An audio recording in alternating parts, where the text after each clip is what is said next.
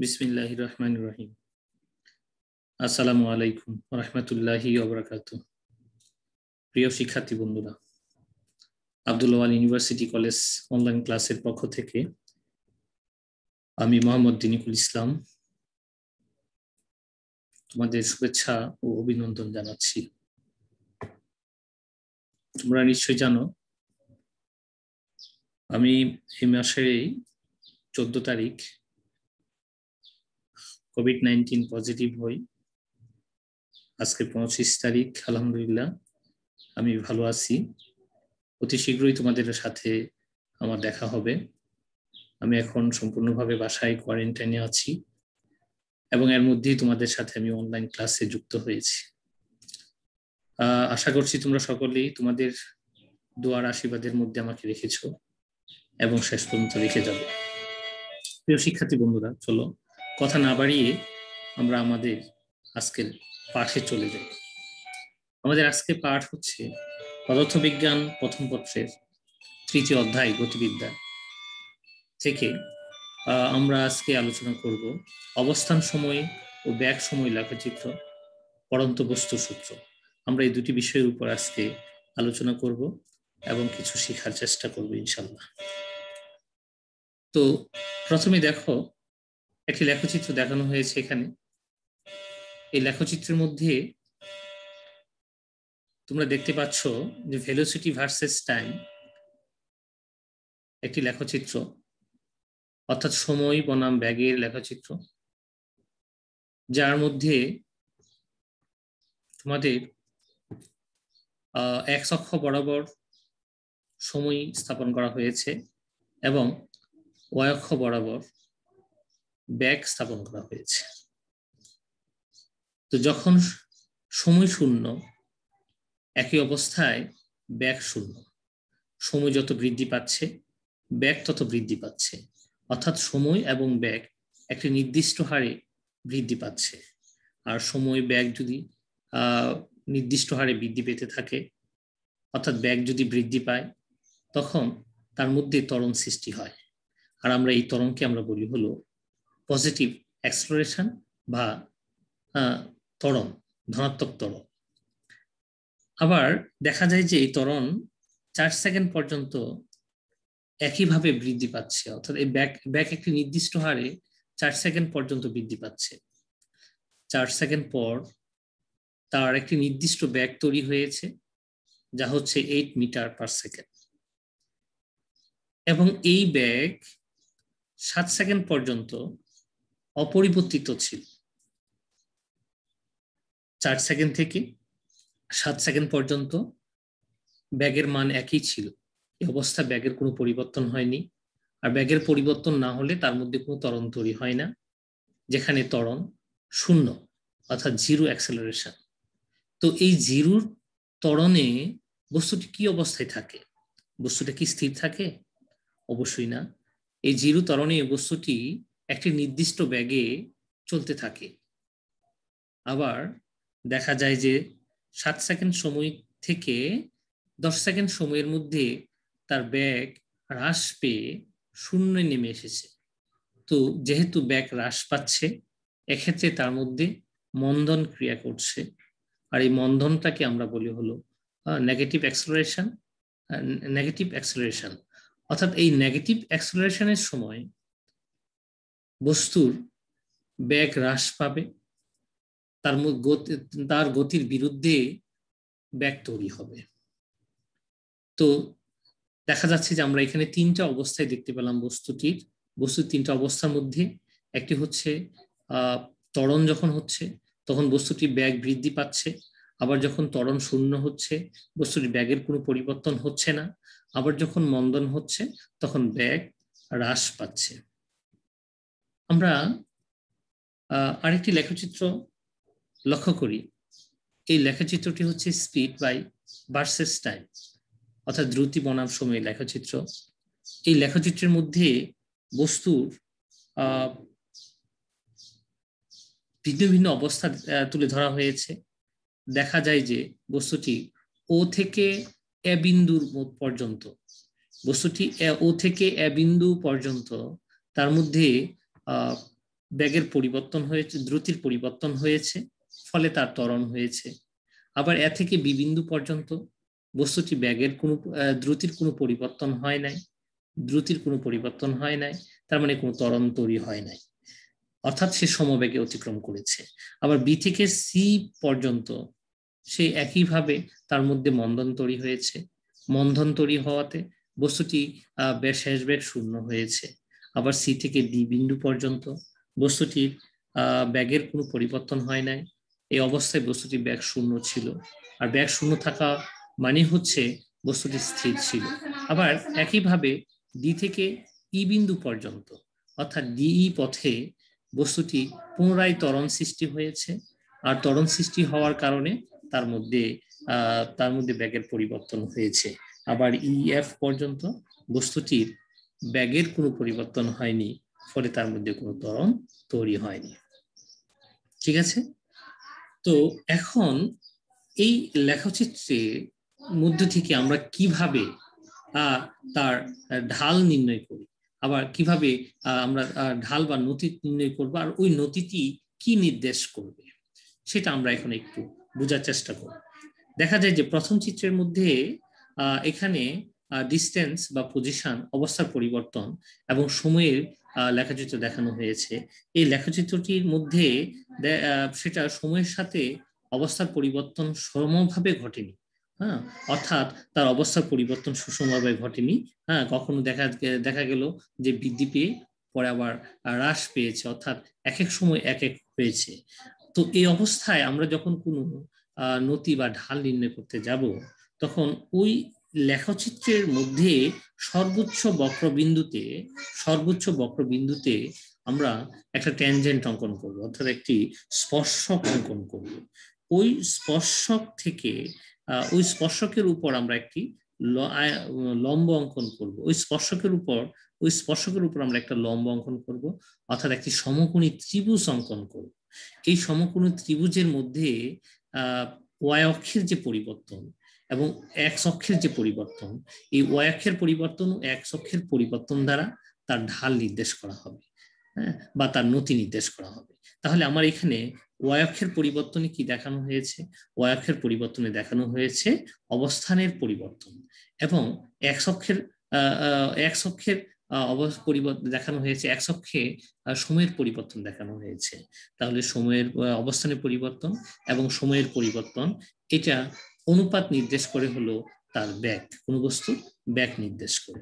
আবার একইভাবে এখানে ভেলোসিটি ভার্সেস টাইম, এই লেখচিত্রের মধ্যে এখানে দেখানো হয়েছে যে সুষম ব্যাগের ক্ষেত্রে একটি লেখচিত্র দেখানো হয়েছে, অর্থাৎ সময়ের সাথে ব্যাগের পরিবর্তন একটি নির্দিষ্ট হারে ঘটেছে, তা নির্দেশ করা হয়েছে। তো এটার উপরে আমরা যখন কোনো নতি অঙ্কন করব বা ঢাল নির্ণয় করতে যাব, তখন ওই লেখের উপর যে লেখাটা আমরা অঙ্কন করব, ওই লেখের উপর আমরা যে কোনো দুটি বিন্দু নিব।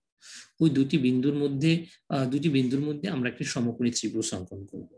ওই সমকোণী ত্রিভুজের ওয়াই অক্ষের যে পরিবর্তন এবং এক্স অক্ষের যে পরিবর্তন, এই ওয়াই অক্ষের পরিবর্তন এবং এক্স অক্ষের পরিবর্তন দ্বারা তার ঢাল বা নতি নির্দেশ করবে। আর এই তার ঢাল বা নতি হচ্ছে ব্যাগের পরিবর্তন বাই সময়ের পরিবর্তন, আর ব্যাগের পরিবর্তন বাই সময়ের পরিবর্তন হচ্ছে ত্বরণ। তাহলে এই ভেলোসিটি ভার্সেস টাইম, এই লেখচিত্রের ঢাল হচ্ছে ত্বরণকে নির্দেশ করে। আবার সি, এই লেখচিত্রের মধ্যে দেখা যাচ্ছে যে যে এখানে সময় ভার্সেস অ্যাক্সিলারেশন, অর্থাৎ ত্বরণের সাপেক্ষে সময়ের লেখচিত্র দেখানো হয়েছে। এই লেখচিত্রের মধ্যে দেখা যায় যে ত্বরণ 5, এবং এই ত্বরণটা হচ্ছে নির্দিষ্ট, কিন্তু সময় পরিবর্তন করছে। সময় পরিবর্তন হলেও ত্বরণের মানের কোনো পরিবর্তন হচ্ছে না। তো ত্বরণের মানের পরিবর্তন হচ্ছে না, এর অর্থ কি? এর অর্থ হচ্ছে বস্তুটি একটি নির্দিষ্ট বস্তুটির মধ্যে একটা নির্দিষ্ট হারে ব্যাগ বৃদ্ধি পেয়ে যাচ্ছে, একটি নির্দিষ্ট হারে ব্যাগ বৃদ্ধি পেয়ে যাচ্ছে। সেটা কত? সেটা হচ্ছে প্রতি সেকেন্ডে 5 metre per second, 5 metre per second করে তার ব্যাগ বৃদ্ধি পেয়ে যাচ্ছে। অর্থাৎ এখানে ত্বরণ যেহেতু 5, সেহেতু তার ব্যাগ এই ব্যাগের পরিবর্তন হচ্ছে প্রতি সেকেন্ডে 5 মিটার পার সেকেন্ড। অতএব আমরা এখানে তিনটি লেখচিত্রের মধ্যে তিন ধরনের বৈশিষ্ট্য আমরা পরিলক্ষিত হলাম। 1 নম্বর লেখচিত্রের মধ্যে আমরা দেখতে পাচ্ছি যে পজিশন ভার্সেস টাইম লেখচিত্র, এবং এই লেখচিত্রের ঢাল নির্দেশ করে হলো ব্যাগ। আবার ভেলোসিটি ভার্সেস টাইম, এই লেখচিত্রের ঢাল নির্দেশ করে হলো অ্যাক্সেলারেশন। আর এখানে এই অ্যাক্সেলারেশন অর্থাৎ ত্বরণ যদি থাকে, একটা নির্দিষ্ট ত্বরণ যদি লেখচিত্রের মাধ্যমে নির্দেশ করা হয়, এর অর্থ হচ্ছে যে ওই বস্তুটির ব্যাগ ওই নির্দিষ্ট ত্বরণে ব্যাগে নির্দিষ্ট ব্যাগে বৃদ্ধি পেয়ে যাচ্ছে। তাহলে আমরা এবার আসি হলো নতুন আরেকটি টপিকস, পড়ন্ত বস্তু। পড়ন্ত বস্তু, তো এই পড়ন্ত বস্তু বলতে কি দেখা যাচ্ছে যে আমাদের পড়ন্ত বস্তু সম্পর্কে দুই ধরনের ধারণা রয়েছে। আগেকার মানুষে ধারণা করত যে যখন বিল্ডিং এর ছাদ থেকে বা উপরে উঁচু কোনো স্থান থেকে কোনো বস্তুকে ভিন্ন আকৃতির ভিন্ন বরের বস্তুকে যখন ছেড়ে দেওয়া হতো, তখন দেখা যেত যে সবচেয়ে ভারী বস্তুটি সবার আগে মাটিতে পতিত হবে, এবং সবচেয়ে ছোট আকৃতি যে বস্তুটি, এই ছোট আকৃতির বস্তুটি সবার পরে মাটিতে পতিত হবে। এটা আগে ধারণা ছিল, কিন্তু বিজ্ঞানী গ্যালিলিও তিনি এই ধারণাটাকে পরীক্ষার মাধ্যমে ভুল প্রমাণিত করলেন।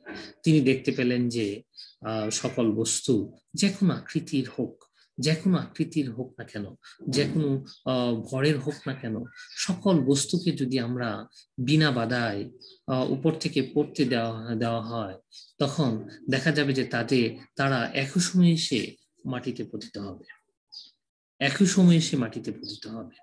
তো এই বিজ্ঞানী গ্যালিলিও এটা 1564 সালে তিনি এই পরীক্ষার মাধ্যমে প্রমাণ করেন।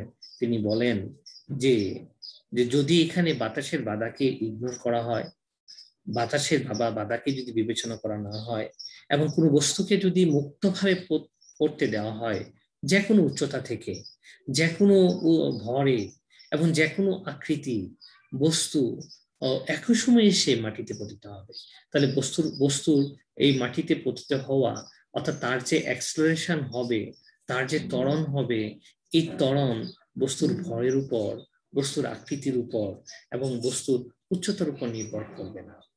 হ্যাঁ, যে কোনো উচ্চতা থেকে, যে কোনো ভরের, যে কোনো আকৃতির বস্তু বিনা বাধায় যদি পড়তে থাকে, আর সেক্ষেত্রে যদি বাতাসের বাধা যদি না থাকে, তাহলে একই সময় সে মাটিতে পতিত হবে। তো এই বিজ্ঞানী গ্যালিলিও তার এই পর্যবেক্ষণ থেকে 3টি সূত্র প্রদান করেন, যা আমরা পড়ন্ত বস্তু সূত্র নামে অভিহিত করে থাকি। তাহলে পড়ন্ত বস্তু সূত্রের মধ্যে প্রথম সূত্রটা কি?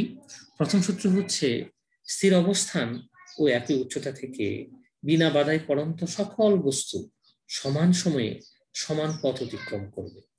যা আমরা ইতিপূর্বে চিত্রে দেখেছিলাম যে দুটি ভিন্ন আকৃতির বস্তু যখন উপর থেকে মুক্তভাবে পড়তে দেওয়া হয়েছে, বায়ুশূন্য স্থানে সে বস্তু দুটি একই সময়ে এসে মাটিতে পতিত হবে। এবং যদি বায়ু বাধা থাকে, তাহলে কিন্তু এই ঘটনা ঘটবে না, কারণ বায়ু বাধা যদি থাকে, তাহলে যে বস্তু বাধা যত বেশি অতিক্রম করবে, সে বস্তু তত আগে মাটিতে পতিত হবে। যদি মুক্তভাবে পড়তে দেওয়া হয়, কোনো বাতাসের বাধা যদি না থাকে, তাহলে দেখা যাবে যে সকল বস্তু একই সময়ে এসে মাটিতে পতিত হয়েছে। দ্বিতীয় সূত্র তিনি দিয়েছেন যে স্থির অবস্থান থেকে বিনা বাধায় পড়ন্ত বস্তু নির্দিষ্ট সময়ে প্রাপ্ত ব্যাগ ওই সময়ের সমানুপাতিক, অর্থাৎ একটি নির্দিষ্ট সময়ে বস্তু ব্যাগ হবে ওই সময়ের সমানুপাতিক। তার মানে 1 সেকেন্ড সময়ে যদি বস্তু ব্যাগ 2 মিটার পার সেকেন্ড হয়, তবে 2 সেকেন্ডে তার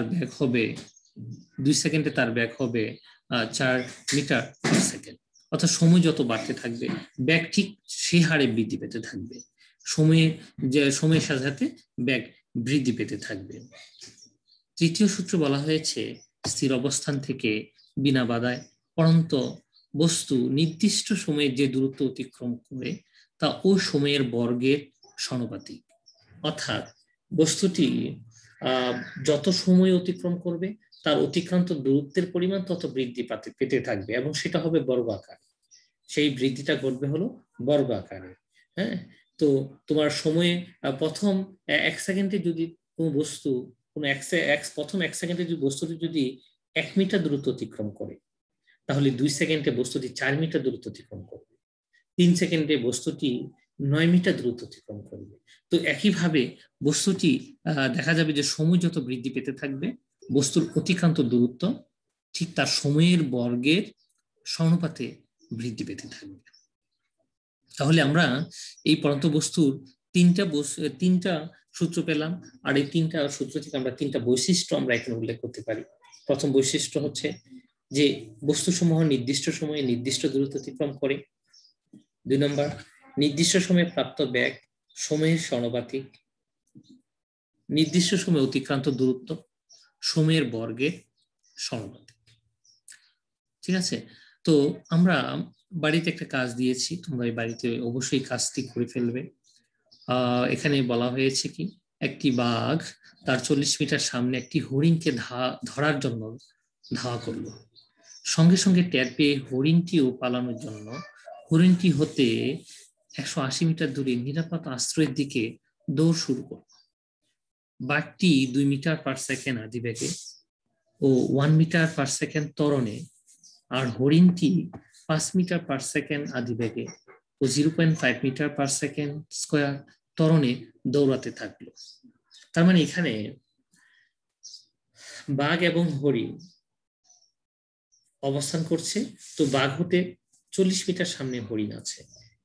এই হরিণ থেকে তার যে নিরাপদ আশ্রয়, যেখানে সে গেলে তার সে সেফ হয়ে যাবে, তাকে আর বাঘ ধরতে পারবে না, তার দূরত্ব হচ্ছে 180 মিটার। তাহলে ওই বাঘ হতে ওই নিরাপদ আশ্রয়ের দূরত্ব কত? বাঘ হতে নিরাপদ আশ্রয়ের দূরত্ব হচ্ছে 180 প্লাস 40, তার মানে 220 মিটার। এক্ষেত্রে বাঘের আদিবেগ দেওয়া আছে এবং ত্বরণ দেওয়া আছে, হরিণের আদিবেগ দেওয়া আছে এবং তার ত্বরণ আছে। ঠিক আছে, তো এই তথ্য থেকে আমাকে প্রশ্ন করা হয়েছে গ নম্বরে, কত সময় পর বাঘ ও হরিণের বেগ সমান হবে? কত সময় পর বাঘ ও হরিণের বেগ সমান হবে? তো এটা বের করার জন্য আমাকে সময় বের করতে বলা হয়েছে। তো সেক্ষেত্রে আমি ধরে নিব যে বাঘ এবং হরিণ টি সময় পর তাদের বেগ সমান হবে। তো আমি টি সময়ের ক্ষেত্রে বাঘের বেগ কত সেটা বের করব। টি সময়ের বাঘের বেগ যদি বের করতে বলা হয়, তাহলে বাঘের আদিবেগ আছে, ত্বরণ আছে, সময় আমি ধরে নিলাম। তাহলে টি সময়ের বাঘের বেগ যদি বের করতে হয়, তাহলে আমি লিখবো হলো ভি ইকুয়াল ইউ প্লাস এটি। এই সূত্র ব্যবহার করে বাঘের ক্ষেত্রে আমি সময় বের করব। একইভাবে এই টি সময়ে হরিণের সময়টা আমি হরিণের শেষ সময়টা বের করব। এই দুইটা সময়ে এই সময়ে দুজনের ব্যাগ সমান, তখন আমি শর্ত মতো লিখে দিব বাঘের ব্যাগ সমান হরিণের ব্যাগ। আর এক্ষেত্রে আমরা যে সময়টাকে আমরা হিসাব করে বের করব। তো তোমরা অবশ্যই এটা বাসায় করবা, করে আমাকে কমেন্ট বক্সের মধ্যে রেজাল্ট কত আসে আমাকে জানাবা। ঘ নাম্বার বলছে, উদ্দীপকে বাঘ হরিণকে ধরতে পারবে কি? গাণিতিক যুক্তির মাধ্যমে তোমার মতামত প্রতিষ্ঠা। তো উদ্দীপকের বাঘ হরিণকে ধরতে পারবে কিনা তা বের করার জন্য আমরা হরিণ তার নিরাপদ আশ্রয়ে অর্থাৎ 180 মিটার যেতে তার কত সময় লাগে, আমি সেই সময়টা বের করতে পারি। ওই সময়ে বাঘ কতটুকু দূরত্ব অতিক্রম করবে সে আমি দূরত্বটা বের করতে পারি। যদি দেখি যে হরিণের নিরাপদ আশ্রয়ে যেতে যে সময় লাগে সেই সময়ে বাঘ 220 মিটার দূরত্বের চেয়ে কম দূরত্ব অতিক্রম করে, তাহলে সে বাঘ হরিণকে ধরতে পারবে না। আর যদি 220 মিটার এর সমান বা বেশি দূরত্ব অতিক্রম করে ফেলে, তাহলে বাঘ ওই সময়ের মধ্যে হরিণকে ধরে ফেলবে। তো অবশ্যই আমরা এটাও আমরা কাজ করব যে তোমরা অবশ্যই বলবা অঙ্ক করা করে যে তোমাদের উদ্দীপকের এই বাঘ হরিণকে ধরতে পারলো কি পারলো না। আমি অবশ্যই তোমাদের উত্তরে অপেক্ষা রইলাম। তোমরা অবশ্যই উত্তরটি খাতায় করে আমাকে ইনবক্সের মধ্যে জানাবে। তো আজকে এই পর্যন্তই। তোমাদেরকে অসংখ্য ধন্যবাদ। তোমাদের বাসায় কাজগুলো সুচারুরূপে করে ফেলবে এবং আমার সাথে অবশ্যই শেয়ার করবে যে কোনো প্রবলেম হলে। আমার নাম্বার অবশ্যই তোমাদের কাছে আছে। তোমরা আমার সাথে যে কোনো সময় ফোন করে যে কোনো বিষয়ে পরামর্শ নিতে পারো। সেক্ষেত্রে আমি তোমাদের জন্য তোমাদের অপেক্ষায় রইলাম। আল্লাহ হাফেজ।